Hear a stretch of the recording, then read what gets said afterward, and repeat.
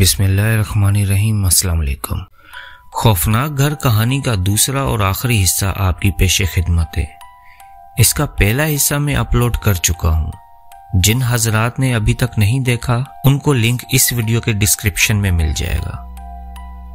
چلیں اب بقایا کہانی شروع کرتے ہیں۔ اگلے دن احمر کے آفس جانے کے بعد وہ خالہ کا انتظار کرنے لگی۔ آج خالہ معمول سے کچھ لیٹ ہو گئی۔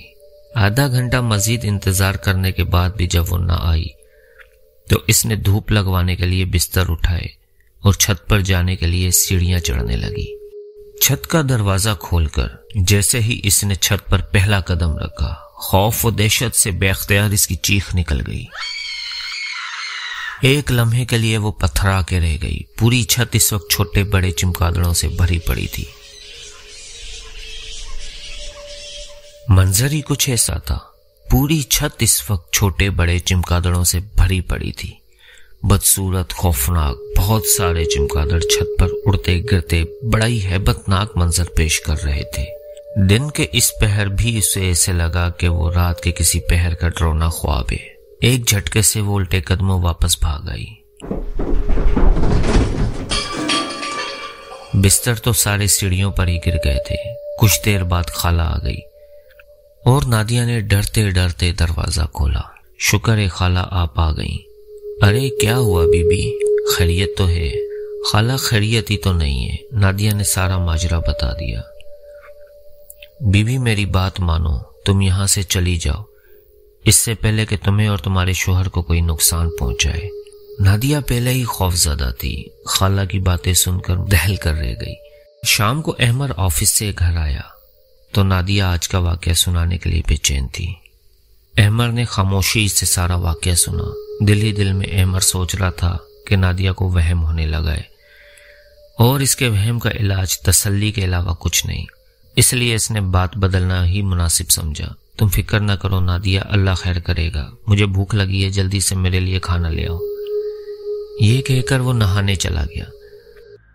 15 منٹ بعد وہ نہا کر باہر نکلا تو حیران رہ گیا۔ بستر کی چادر جو 15 منٹ پہلے بالکل صاف تھی، اب اس پر جگہ جگہ خون کے چھینٹے پڑے ہوئے تھے۔ ٹھہرے ٹھہرے قدموں سے آگے بڑھا، خون کے تازہ قطروں کو غور سے دیکھا۔ یکا یک اسے احساس ہوا خون اس کے انگوٹھے سے بہہ رہا ہے، بالکل اسی جگہ سے جہاں سے اس نے بستر پر لگے خون کو چھوا تھا۔ اس نے تولیے سے خون صاف کیا مگر خون دوبارہ بہنا شروع ہو گیا۔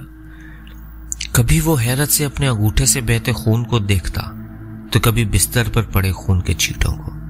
یہ وہم ہرگز نہ تھا۔ اگر یہی بات اسے نادیہ بتاتی تو وہ ہرگز یقین نہ کرتا اور وہم قرار دے دیتا، مگر اس غیر معمولی نوعیت کے بعد اس کو نادیہ کی باتوں پر یقین آ گیا۔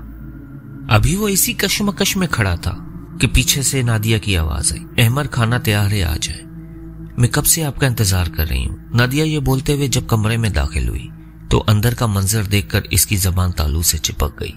وہ رات دونوں نے جاگتے ہی گزاری۔ اگلے دن نادیہ نے احمر سے کہا، جب تک خالہ نہ آ جائے آپ کام پر مت جائیے گا، فکر نہ کرو، میں تبھی جاؤں گا جب خالہ آ جائے گی۔ احمر آپ جلد سے جلد کوئی گھر دیکھیں۔ پہلے بھی آپ میری بات پر یقین نہیں کرتے تھے مگر اب تو آپ نے اپنی آنکھوں سے دیکھ لیا۔ تم فکر نہ کرو نادیہ، میں کچھ کرتا ہوں۔ اسی وقت دروازے پر گھنٹی بجی۔ لگتا ہے خالہ آ گئی۔ نادیہ یہ کہتے ہوئے دروازہ کھولنے چلی گئی۔ خالہ جیسے ہی اندر آئی احمر آفس کے لیے نکل گیا۔ آفس میں وہ سارا دن گم سم رہا اور اپنا انگوٹھا دیکھتا رہا۔ شہروز اس کی یہ حرکتیں نوٹس کر رہا تھا۔ شہروز اس کے ساتھ ہی آفس میں کام کرتا تھا اور اس کا بہت ہی اچھا دوست تھا۔ آفس کا کام نپٹانے کے بعد دونوں کیبن میں بیٹھے اور احمر نے سارا واقعہ بیان کر دیا۔ وہ خاموشی سے سب سنتا رہا، پھر بولا، بات تو بہت ٹینشن والی ہے۔ میں ایک پیر کو جانتا ہوں، بابا جی کے نام سے مشہور ہے، مجھے یقین ہے وہ تمہاری پریشانی حل کر دیں گے۔ تو پھر کب چلیں ان کے پاس؟ جب تم کہو۔ ٹھیک ہے، آج ہی چلتے ہیں۔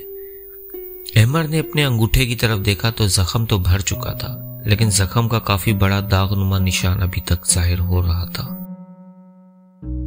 ادھر نادیہ نے احمر کے گھر آنے تک ہی خالہ کو گھر روک کے رکھا تھا کیونکہ اکیلے رہنا اس کے لیے بہت مشکل ہو گیا تھا۔ احمد آفس سے واپس آیا تو اس کے ساتھ ایک بابا جی جو لمبی سفید داڑھی کے ساتھ تھے گھر میں داخل ہوئے۔ احمد نے نادیہ کو ایک طرف لے جا کر بابا جی کے بارے میں بتایا تو نادیہ نے سکون کا سانس لیا اور اسے امید کی ایک کرن نظر آئی۔ بابا جی نے سارے گھر کا جائزہ لیا۔ بابا جی گھر کے تمام افراد نادیہ، احمد اور حتیٰ کہ خالہ کو بھی گھور گھور کر عجیب نظروں سے دیکھنے لگے۔ گھر میں کتنے افراد رہائش پذیر ہیں؟ بابا جی نے منہ میں کچھ پڑھتے پڑھتے پوچھا۔ 120۔ خالہ نسرین کے منہ سے بے اختیار نکلا۔ نادیہ اور احمد نے پھٹی پھٹی آنکھوں سے خالہ کو دیکھا۔ نادیہ کو خالہ سے اس بے وقوفی کی توقع نہ تھی۔ خالہ بڑبڑا کر بولی، معاف کیجیے گا، میں گھر کا نمبر بتا بیٹی۔ بابا جی گھر کے در و دیوار کو غور سے دیکھتے ہوئے بولے، پورا خاندان رہتا ہے یہاں، اچھی خاصی تعداد ہے۔ کیا مطلب ہے بابا جی؟ میں سمجھا نہیں۔ اب وہ بابا جی کو ڈرائنگ روم میں لے آیا تھا اور نادیہ اور خالہ باہر تھیں۔ بیٹا میں بعد میں سمجھا دوں گا، لیکن فی الحال اتنا ہی کہوں گا کہ اس گھر میں جنات کا بسیرا ہے اور تعداد بھی بہت زیادہ ہے۔ تمہارا کام تھوڑا مشکل ہے مگر ہو جائے گا، ذرا دیر لگے گی، مگر تم اللہ کی رحمت سے مایوس نہیں ہونا۔ تم کل آنا میرے پاس، میں تمہیں کچھ تعویذ وغیرہ دوں گا اور تفصیلات بھی بتا دوں گا، اور جتنا ہو سکے گھر میں قرآن پاک کی تلاوت کیا کرو، باوضو رہا کرو، انشاءاللہ مصیبتوں سے بچے رہو گے۔ اچھا اب میں چلتا ہوں، اور ہاں ایک بات اور، گھر کے تمام افراد پر کڑی نظر رکھنا۔ یہ کہہ کر بابا جی چلے گئے، مگر ان کی آخری بات احمد کی سمجھ میں نہیں آئی۔ ان کی اس بات کا آخر کیا مطلب تھا؟ اور گھر میں تو افراد ہی 3 تھے۔ یہ باتیں احمد کی سمجھ سے بالا تر تھی۔ دوستوں اگلا دن بڑا ہی عجیب تھا۔ وہ آفس کے بعد بابا جی کی طرف گیا، مگر وہاں پہنچ کر اس کی حیرت کی انتہا نہ رہی جب اسے پتا چلا کہ بابا جی تو وفات پا چکے ہیں۔ اس نے اسی وقت شہروز کو فون کر کے بتایا۔ شہروز بھی بہت حیران ہوا۔ اس بات نے احمد کو ہلا کر رکھ دیا۔ اچھے بھلے بابا جی جنہیں کل رات وہ اپنے گھر لے کر گیا تھا، آج اس دنیا میں ہی نہیں رہے۔ بہت سے راز وہ اپنے سینے میں لیے اس دنیا سے چلے گئے۔ انہوں نے آج تعویذ دینے کے ساتھ ساتھ بہت سی باتیں بھی بتانی تھی، مگر قدرت کو تو کچھ اور ہی منظور تھا، اور ان کی گھر کے افراد پر بھی نظر رکھنے والی بات نے احمد کو بے چین کر رکھا تھا۔ وہ بہت ہی رنجیدہ سا گھر واپس آ گیا۔ کیا بات ہے، آج خالہ جلدی چلی گئی ہیں کیا؟ ہاں، ان کو کوئی ضروری کام تھا، میں نے بہت روکا مگر وہ چلی گئی۔ اچھا، گھر میں سب خیریت ہے؟ ہاں ابھی تک تو خیر ہے۔ نادیہ، ایک بری خبر ہے۔ کیسی بری خبر؟ وہ بابا جی کا انتقال ہو گیا ہے۔ کیا؟ یہ کیسے ہو سکتا ہے؟ نادیہ ایک بار پھر گھبرا گئی۔ احمد، اب کیا ہوگا؟ تم فکر نہ کرو، اللہ خیر کرے گا۔ اگلے 2 دن تک خالہ نسرین نہ آئی۔ وہ دونوں حیران تھے، آخر خالہ اطلاع دیے بغیر گئی تو گئی کہاں؟ احمد نادیہ کو تسلی دیتے ہوئے آفس جاتا اور چھٹی ہوتے ہی بھاگم بھاگ واپس آ جاتا۔ دن کا وہ حصہ نادیہ بڑی ہی اذیت سے گزارتی تھی، اوپر سے روز کوئی نہ کوئی غیر معمولی واقعہ ہونا بھی لازمی ہو گیا تھا۔ کبھی چھت پر کسی کے بھاگنے کی آواز آتی تو کبھی پچھلے صحن سے عورتوں کی ہنسنے کی آوازیں آتی۔ نادیہ بہت خوف کے ساتھ دن گزارتی اور ہر رات ان کے بیڈ پر خون کے چھینٹے پڑنا تو معمول کی بات ہو گئی تھی۔ دونوں کی زندگی کافی مشکل ہو گئی تھی۔ تیسرے ہی دن اس کی برداشت کی ہمت ختم ہو گئی، اوپر سے خالہ بھی 2 دن نہیں آئی۔ تیسرے دن نادیہ کو یاد آیا کہ خالہ گلی کے کونے پر رہنے والی فرحت باجی کے گھر بھی کام کرتی ہے۔ گھر میں ہونے والے واقعات میں پھنس کر اس کا دماغ ایسا الجھا تھا کہ وہ اب تک فرحت باجی کے گھر بھی نہ جا سکی تھی۔ احمد کے آفس جاتے ہی وہ فرحت باجی کے گھر گئی۔ فرحت باجی کو اپنا تعارف کروانے کے بعد نادیہ نے خالہ نسرین کے بارے میں پوچھا تو وہ حیرت سے بولی، میں تو شروع سے ہی اپنے گھر کے کام خود کرتی ہوں، میں نے تو آج تک کوئی بھی کام والی نہیں لگوائی۔ کیا آپ کسی کام والی خالہ کو نہیں جانتی؟ نہیں، میں بالکل نہیں جانتی۔ اس محلے میں جو عورتیں گھروں میں کام کرتی ہیں میں ان سب کو اچھی طرح جانتی ہوں۔ نسرین نام کی کوئی بھی خالہ نہیں ہے اور مجھے اس محلے میں رہتے ہوئے 15 سال ہو چکے ہیں۔ فرحت باجی کی باتیں سن کر نادیہ کے پیروں تلے زمین نکل گئی۔ خالہ نسرین کون تھی، کہاں سے آئی اور کہاں گئی؟ نادیہ حیرت اور خوف میں ڈوبی گھر واپس آئی۔ اس وقت اس کی حالت ایسی تھی کہ نادیہ گھر کا دروازہ بند کرنا ہی بھول گئی۔ اندر داخل ہوتے ہی اس کے قدم رک گئے اور اسے یوں لگا کہ وہ پتھر کی ہو گئی ہو۔ سامنے لاؤنج پر صوفے پر خالہ نسرین بیٹھی تھی۔ وہ حیران پریشان انہیں دیکھ رہی تھی۔ وہ یہ سوچ رہی تھی کہ خالہ اندر کیسے آئی۔ اس نے پوچھا، خالہ آپ اندر کب آئی؟ خالہ نے ایک عجیب سے انداز میں کہکا لگایا اور یہ کہکا غیر انسانی تھا۔ نادیہ کا دل تو بند ہونے لگا۔ دیکھتے ہی دیکھتے خالہ کی شکل تبدیل ہونے لگی۔ اس کی آنکھیں پھیل کر کانوں تک چلی گئیں اور نچلا جبڑا کھل کر یوں لٹک گیا جسے فالج زدہ ہو۔ نادیہ خوف کے مارے بے ہوش ہونے کو تھی۔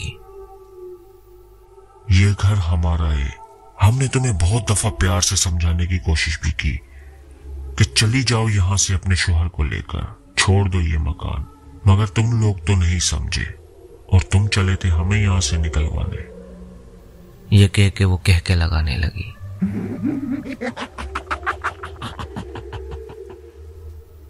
پھر بولی، کہاں گیا تمہارا وہ بابا؟ اس کو بھی ہم نے ہی موت کے گھاٹ اتارا ہے۔ جو بھی ہمارے راستے میں آتا ہے زندہ نہیں بچتا۔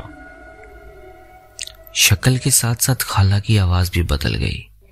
نادیہ آنکھیں پھاڑے خوف میں مبتلا خالہ کو دیکھ رہی تھی۔ اسے یہ سب کسی ڈراؤنے خواب کی طرح لگ رہا تھا۔ اچانک گھر کے پچھلے صحن میں شور کی آواز سنائی دی اور پھر یکایک بہت سی خوفناک شکلوں والی عورتیں اور عجیب و غریب ہیبت ناک بچے دھڑا دھڑ لاؤنج میں داخل ہونے لگے اور دیکھتے ہی دیکھتے پورا لاؤنج اس غیر انسانی مخلوق سے بھر گیا۔ پچھلے صحن سے مسلسل عجیب و غریب آوازیں آ رہی تھی، جیسے وہاں ابھی بھی بہت سے لوگ موجود ہوں۔ وہ وہاں سے بھاگ جانا چاہتی تھی مگر ٹانگوں میں جیسے جان ہی نہ رہی ہو۔ وہ بڑی مشکل سے دیوار کا سہارا لے کر خود کو گرنے سے بچا کر کھڑی ہوئی تھی۔ وہ عورت جس نے نسرین خالہ کے نام سے انسانی روپ دھار رکھا تھا، اچانک نادیہ کے بے حد قریب آ گئی۔ اس سے پہلے کہ وہ نادیہ کو چھوتی، نادیہ چکرا کر گری اور بے ہوش ہو گئی۔ دوسری طرف احمر کو ایک عجیب سی بے چینی ہو رہی تھی۔ اس نے 2-3 دفعہ نادیہ کو فون ٹرائی کیا لیکن نادیہ نے ریسیو نہ کیا، تو پریشانی کے عالم اپنے آفس سے نکلا۔ گھر کے دروازے پر پہنچ کر اس نے گاڑی روکی اور یہ دیکھ کر وہ حیران ہو گیا کہ گھر کا دروازہ تو پہلے ہی کھلا ہوا تھا۔ وہ گھبرا کر جلدی سے اندر داخل ہوتا ہے۔ اندر سے آنے والی عجیب و غریب آوازوں نے اسے تیز تیز چلنے پر مجبور کر دیا۔ دروازہ کھول کر وہ لاؤنج میں داخل ہوا تو اندر کا منظر دیکھ کر تو اس کی سانسیں ہی اٹک گئی۔ نادیہ کو اس غیر انسانی مخلوق کے ہاتھوں میں دیکھتے ہی اس کے ہوش اڑ گئے۔ اس نے اپنے ہوش پر قابو پانے کی کوشش کی تو اسے بابا جی کی بات یاد آ گئی۔ احمر نے آنکھیں بند کر کے اونچی آواز میں قرآن پاک کی تلاوت شروع کر دی۔ تھوڑی دیر بعد جب اسے کمرے میں خاموشی کا احساس ہوا تو اس نے جھٹ سے آنکھیں کھولی۔ نادیہ ایک کونے میں بے ہوش پڑی تھی۔ وہ جلدی سے نادیہ کی طرف لپکا اور اسے اٹھا کر باہر گاڑی تک لے آیا۔ گاڑی میں ڈال کر اس نے گاڑی تیز رفتاری سے ہاسپٹل کی طرف موڑ دی۔ ڈاکٹروں کی کوششوں کے بعد نادیہ کو بچا لیا گیا۔ ڈاکٹروں کا کہنا تھا کہ نادیہ کو گلا دبا کر مارنے کی کوشش کی گئی ہے، لیکن خیر ہو گئی کیونکہ آپ اس کو ٹائم پر ہاسپٹل لے آئے۔ اب یہ بات بھی سامنے آ چکی تھی کہ بابا جی نے گھر کے افراد پر نظر رکھنے کو کیوں کہا تھا۔ آج اس واقعے کو کافی سال بیت چکے ہیں۔ نادیہ کے صحت یاب ہونے کے بعد غلطی سے بھی انہوں نے اس مکان میں قدم نہیں رکھا۔ اور دوسرا مکان کرائے پر لے کر رہنے لگے۔ مگر اتنے سال گزر جانے کے بعد آج بھی وہ مکان اندرون لاہور کے ایک محلے میں، وہ پراسرار مکان بڑی ہیبت سے ویران اور خالی کھڑا ہے۔ شام کے بعد لوگ اس مکان کے آگے سے گزرنے سے بھی خوف کھاتے ہیں۔ تو دوستوں، آج کی سٹوری آپ کو کیسی لگی؟ کمنٹ میں ضرور بتائیے گا۔ ویڈیو کو لائک کیجئے گا، چینل کو سبسکرائب کیجئے گا، ساتھ میں بیل آئیکن بھی دبا دیجئے گا تاکہ میری آنے والی ہر ویڈیو آپ تک بآسانی پہنچ سکے۔ انشاءاللہ پھر ملتے ہیں ایک اور اچھی سی کہانی کے ساتھ۔ تب تک کے لیے اجازت دیجیے۔ اللہ حافظ۔